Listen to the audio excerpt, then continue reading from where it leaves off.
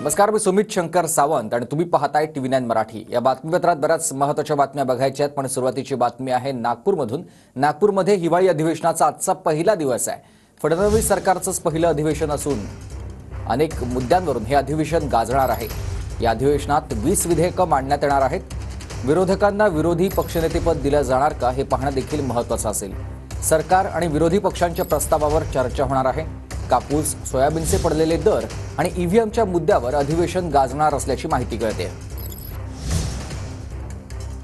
आजचा अधिवेशनाचा हा पहिला दिवस असेल। कालच मंत्र्यांनी 39 मंत्र्यांनी शपथ घेतलेली आहे आणि आज अधिवेशनाला सुरुवात होणार आहे। या अधिवेशनामध्ये वेगवेगळ्या मुद्द्यांवरून विरोधक सरकारला घेरण्याची शक्यता आहे। ईव्हीएमवरून आधीच विरोधकांनी संपूर्ण राज्यभरात ठिकठिकाणी निदर्शनं केलेली आहेत आणि आजच्या या अधिवेशनामध्ये देखील विरोधकांकडून या मुद्द्यावर आंदोलन केलं जाऊ शकतं। नागपूरमधील हिवाळी अधिवेशनाचा आजचा हा पहिला दिवस आहे। कापूस, सोयाबीनचे पडलेले दर आणि ईव्हीएमच्या मुद्द्यावर हे अधिवेशन गाजणार असल्याची माहिती कळते। सरकार आणि विरोधी पक्षांच्या प्रस्तावावर आज चर्चा होणार का हे देखील पाहणं महत्त्वाचं असेल। गजानन उमाटे माझे सहकारी आपल्याला सविस्तर माहिती देतील। गजानन, अधिवेशनाचा आजचा पहिला दिवस।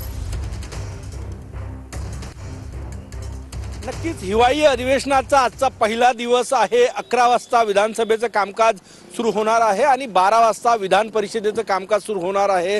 नागपुरात सध्या गुलाबी थंडी पडते, परंतु इथलं राजकीय वातावरण मात्र तापलेलं आहे। आपण बघू शकतो या ठिकाणी मी सध्या विधान भवन परिसरामध्ये आहे आणि लगबग सुरू झालेली आहे। फडणवीसांनी शपथ घेतल्यानंतर हे पहिलं हिवाळी अधिवेशन नागपुरात आजपासून सुरू होत आहे।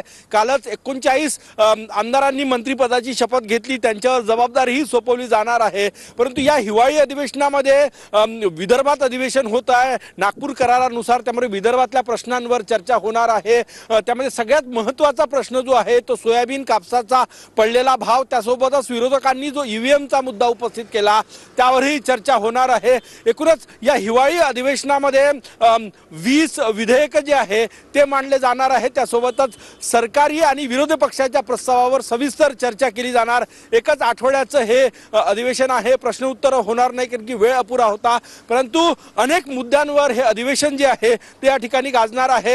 11 वाजता विधान सभेचं कामकाज सुरू होणार आहे। त्यापूर्वी विरोधी पक्ष नेते विधान परिषदेचे अंबादास दानवे यांच्या कार्यालयामध्ये विरोधकांची एक महत्त्वाची बैठक बोलवण्यात आलेली आहे। सत्ताधारी पक्षांच्या तीनही जे घटक पक्ष आहे, राष्ट्रवादी, शिवसेना आणि भाजप, तीनही पक्षांची बैठक जी आहे ती होणार आहे की नेमकं कामकाज कुठल्या। बरोबर आहे। धन्यवाद तुम्ही दिलेल्या सविस्तर माहितीसाठी गजानन।